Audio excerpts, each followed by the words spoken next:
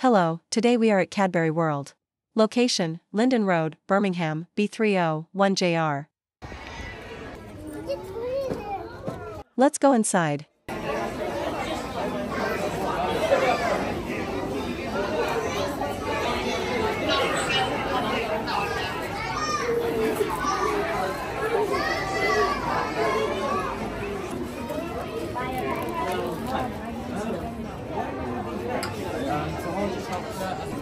Do we need more than this, or this is enough for us?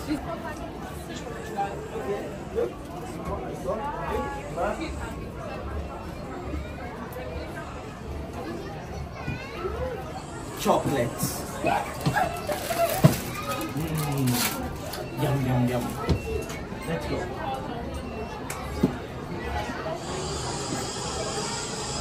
Wow. Let's go inside this 4D chocolate adventure ride.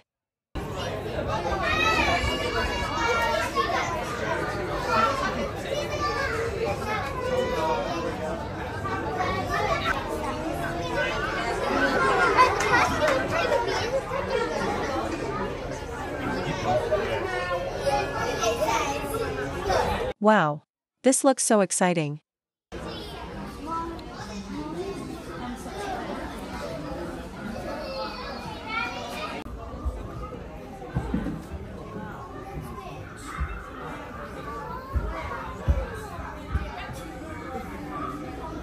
We are now entering the Aztec jungle. Here we will learn about cocoa beans and how they were collected in the olden days. Look at these cool games we can play to learn about cocoa beans.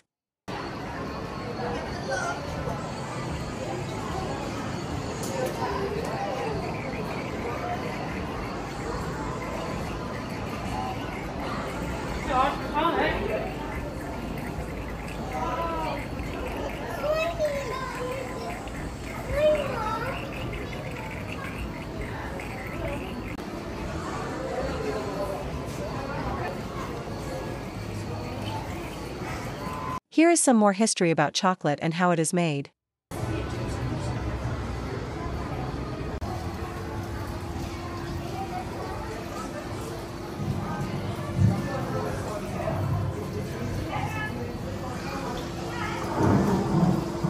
Look around. Everyone is drinking as I was. Is this the same recipe originally enjoyed by the Aztecs? We have changed the recipe by replacing the chili pepper and by adding other spices. Now, John Cadbury will tell us his story on how he founded Cadbury and made such delicious chocolates. These drinks were considered as wholesome alternatives to alcohol, which we as Quakers strongly disapprove. In my spare time, I experimented with preparations of cocoa beans and chocolate, which I could sell in the shop. Soon I had to rent a warehouse in nearby Crooked Lane, where I could manufacture these products on a larger scale. At first, it was very difficult, because I had to pay high taxes on the cocoa beans. And then, on top of all that, I had to move out of Crooked Lane and into another factory, here, in Bridge Street. That's when my brother Benjamin joined me, and together we formed Cadbury Brothers. With more space, we could now prepare a cocoa powder and an eating chocolate that could be packed and sold. Soon after, my eldest son, Richard, joined the company. Having Richard with us made all the difference.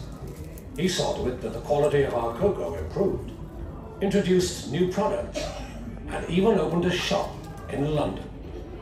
Our efforts were rewarded when we received our first royal warrant from Queen Victoria.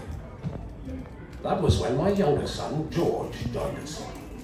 George introduced many benefits for the workforce, such as half-day holidays, a sick club, and many improvements in the factory. And Richard, your new designs for our packaging were a huge success. Well, we had to try something different, just to get ourselves recognized, Father, as we were still a small company. Our aim was to manufacture only the highest quality cocoa and chocolate. I know, and I could tell you some stories of less scrupulous producers who added brick dust to their cocoa. Ours was still gritty, but we only added sugar to take away the bitter taste and starch to absorb the fat. However, George had heard of a new kind of cocoa press. He went to Holland in 1866 saw the press being used and brought one back. The Van Houten press. Oh yes, Father. You see, because we could extract more of the cocoa butter, there was no need for more additives. Not only was our cocoa essence more palatable, but also output increased. The Bridge Street factory was now too small to cope, and we had to expand somewhere else. For some time, George and I had shared the same vision to build our new factory in a garden setting, away from the smoke and grime of the city. We called our new factory Bourneville. We opened our new factory in 1879 and were faced with many more challenges as the size of our workforce increased. As the company prospered, we introduced bonuses, such as payment for output and punctuality, a 5.5-day week, pension schemes, works committees, training, and many other benefits. I sent my son George to Switzerland to find out how chocolate was made, using fresh milk. Soon after, Cadbury were able to manufacture chocolate with a much higher milk content that rivaled even the best Swiss products. That was when we launched our most important new brand. We called it Cadbury's Dairy Milk. It became so popular with its distinctive taste that sales exceeded all our best expectations. And within a short while, it had become our best-selling chocolate. In 1919, we merged with Fry, and the company went from strength to strength. So you see, that big things had their roots in the smallest beginning. Now, we are going to see the whole process of how chocolate is made from start to finish. They are then taken to our factory in Chirk for processing. Now, first the beans must be sorted and physically cleaned to remove any stones, dust and string that have come across with the beans from Africa. This is done using a stream of air and by passing the beans are now pasteurized using very hot steam. Bean cocoa beans are now taken to be roasted in revolving tubular gas-fired ovens. The beans are then cooled and are ready to have their shells removed through a process called galore. This is done by passing the prawns and hitting them with breaker irons. The shell is then blown away and the remaining pieces of bean are called nibs. The nibs are now ground up in large mills. This process generates heat, which helps to transform the nibs into a thick chocolate-coloured liquid called cocoa liquor or mass.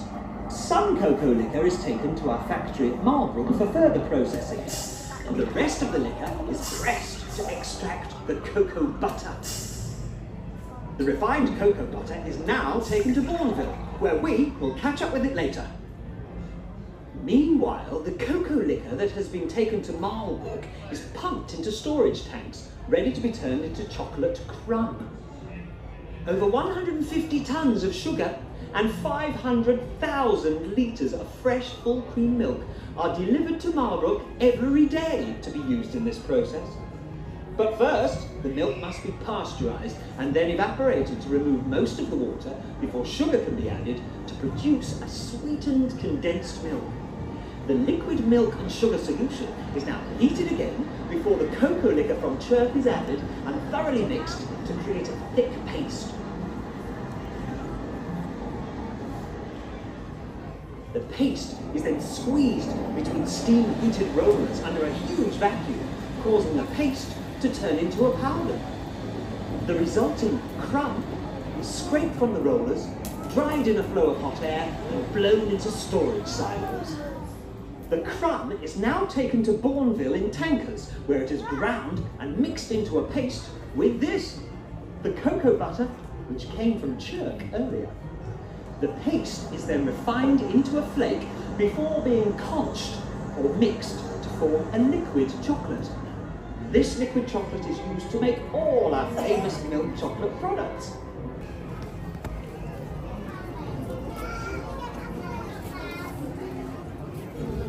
Here we will play games related to chocolate.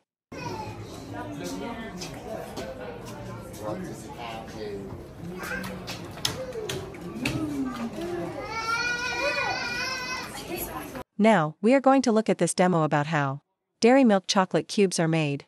Is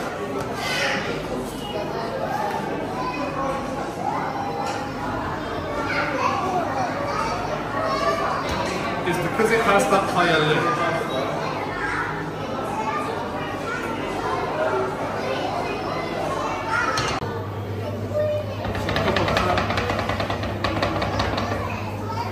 One big spray.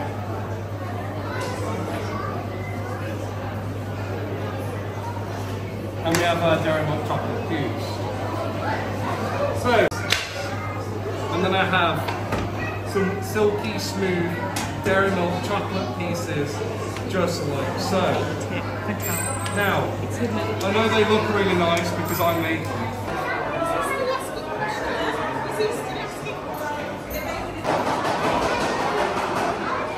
Look at this delicious chocolate.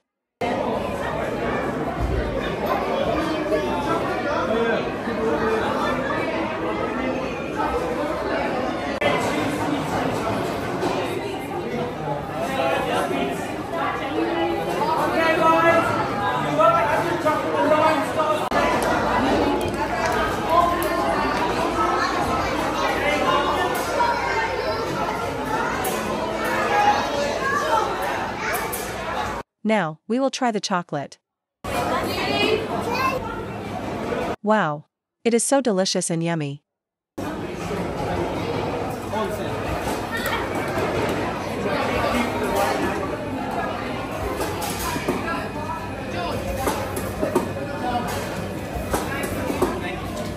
very, very welcome. Have a lovely day. Thank you. This is how the chocolate is molded and made into different shapes.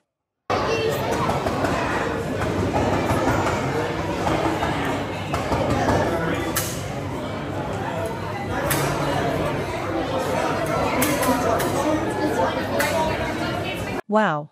There are 3D chocolate products as well.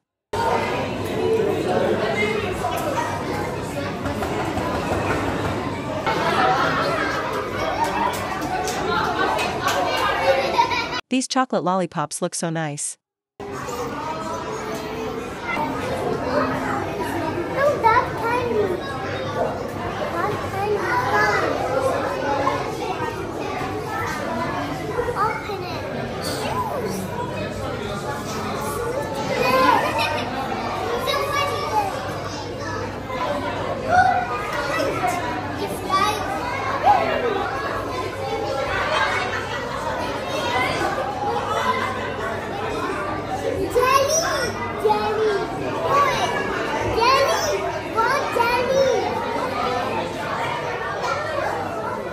Let's sit on this awesome ride.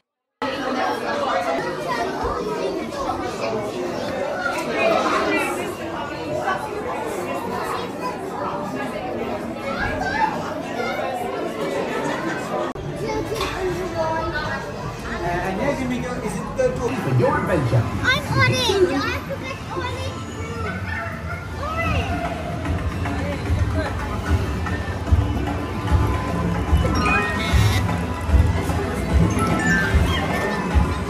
Find the cocoa pods. They're full of cocoa beans. Collect as many as you can.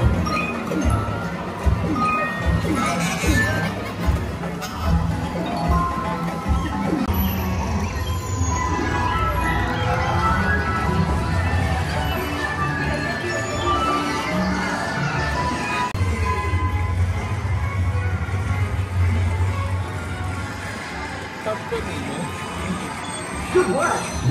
Get ready with your biggest smiles. The love and attention to make your day just right. Now, take a look at your talent on your screen to see how amazing it's done. Now, we will be buying some delicious chocolates to take home. I need to buy it. Mom, I need to buy it. I need to buy it. I need to buy it. And that, that.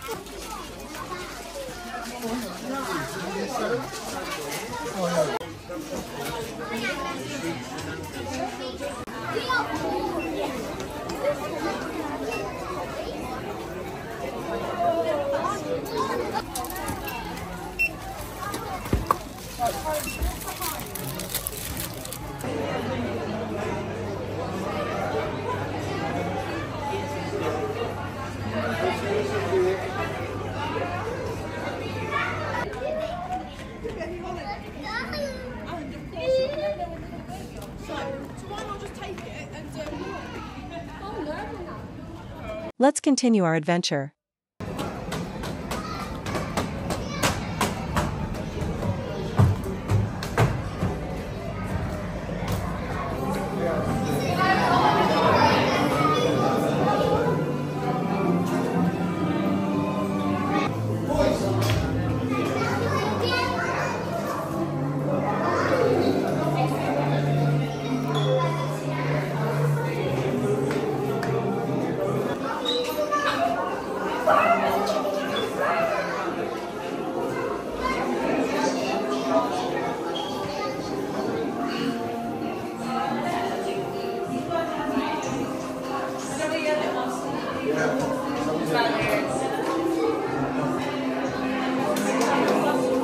Here are the boxes of Cadbury from different years.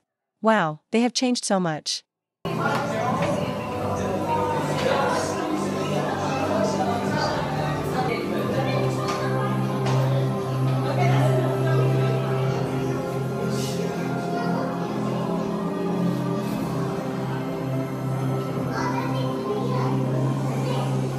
Now, it is time to doodle with chocolate.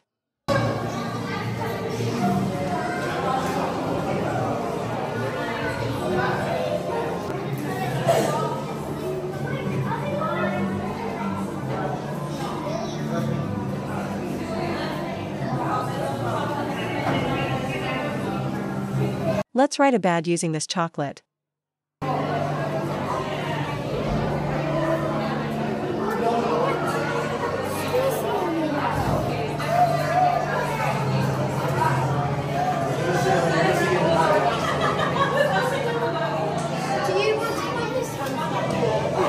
Thank you.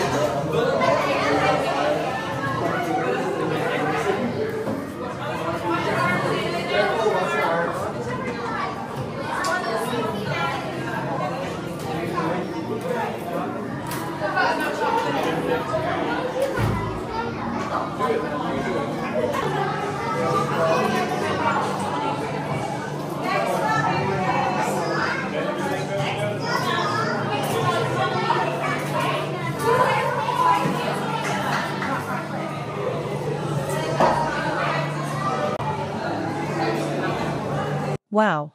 This is so much fun. Now, we will be playing with the chocolate.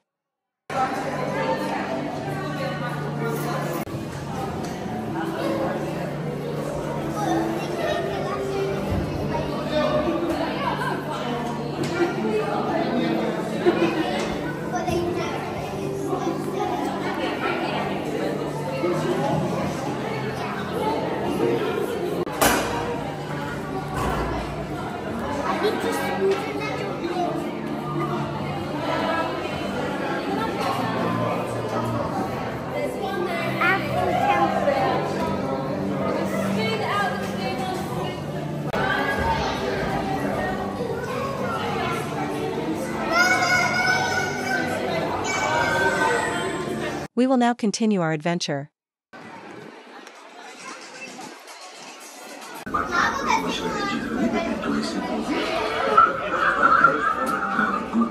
In this area, you can get your picture taken with your family or even on your own, in front of a green screen.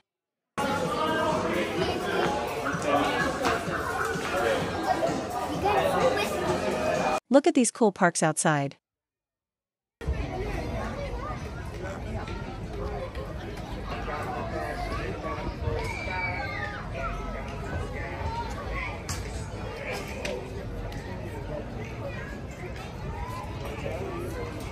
We had so much fun today at Cadbury World. We hope you enjoyed our video. Please do not forget to like, share and subscribe to our channel.